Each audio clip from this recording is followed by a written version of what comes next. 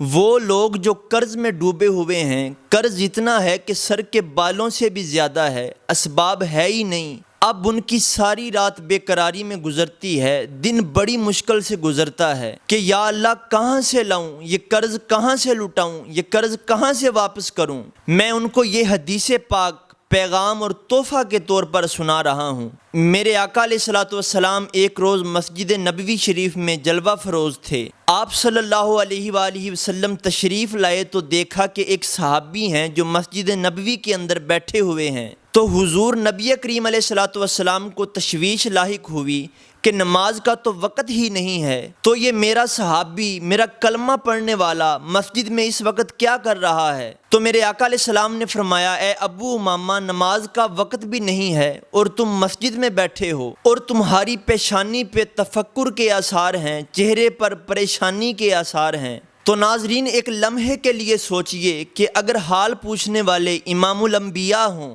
تو پھر درد سناتے ہوئے، تکلیف کے بارے میں بتاتے ہوئے انسان کو احساس ہوتا ہے؟ نہیں، بلکہ سکون ملتا ہے کہ کوئی ہے مجھے تسلی دینے والا، کوئی ہے میرے غم کا مداوع کرنے والا۔ تو حضرت ابو امامہ رو پڑے، کہنے لگے، یا رسول اللہ، روزگار ہے ہی نہیں، رزق کے معاملات بالکل نہیں ہیں۔ یا رسول اللہ، قرض اتنا ہے کہ سر کے بالوں سے زیادہ ہے۔ یا رسول اللہ، غم ہے کہ رات کو سونے ہی نہیں دیتے، بستر کانٹوں کا بن گیا ہے۔ یا رسول اللہ، چین نہیں ملتا، ادھر غم کھائے جا رہا ہے اور ادھر لوگوں کا قرض ہے کہ وہ دن بدن چڑھتا جا رہا ہے۔ یا رسول اللہ، اب کہاں جاؤں؟ یا رسول اللہ، جب سارے راستے بند نظر آئے نا، جب ساری گلیاں بند نظر آئیں تو میں مسجد نبوی میں آ گیا، شاید میرے دکھ درد کا مداوع ہو جائے۔ تو میرے آقا صلی اللہ علیہ وآلہ وسلم نے فرمایا کہ اگر ہم نے پوچھا ہے تو پھر تمہارے درد کا مداوع بھی فرمائیں گے،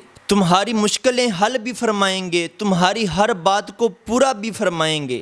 میرے آقا نے فرمایا، اے ابو امامہ، کیا میں تمہیں ایسے کلمات نہ سکھاؤں؟ اگر تمہارا قرضہ زمین و آسمان کو اگر سونا چاندی سے بھر دیا جائے، اگر اتنا بھی ہو نا، یہ کلمات تم پڑھ لو، اللہ غیب کے خزانوں سے تمہارا قرض بھی پورا فرمائے گا اور تمہارے غم کا مداوع بھی فرمائے گا۔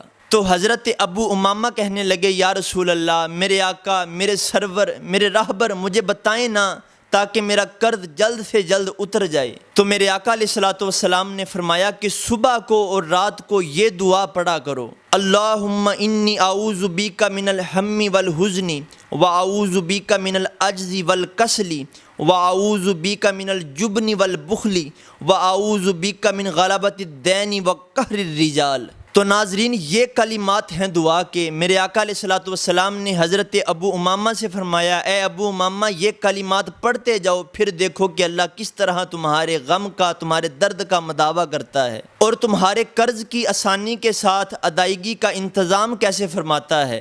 وہی صحابی حضرت ابو امامہ کہتے ہیں، اللہ کی عزت کی قسم، یہ جملے، یہ کلمات میں پڑھتا رہا، بس مجھے پتہ نہیں چلا کہ کہاں سے رزق ملا اور میرا سارا قرض اتر گیا۔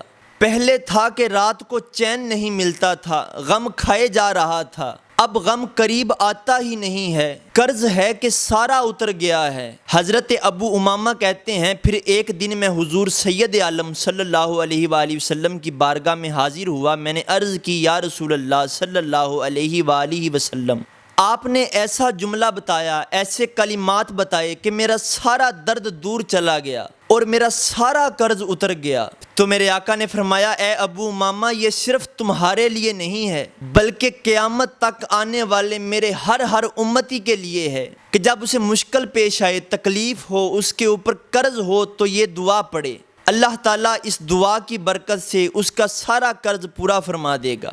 تو اللہ تبارک و تعالی ہم پر اپنا خاص فضل و کرم فرمائے۔ وما توفیقی الا باللہ۔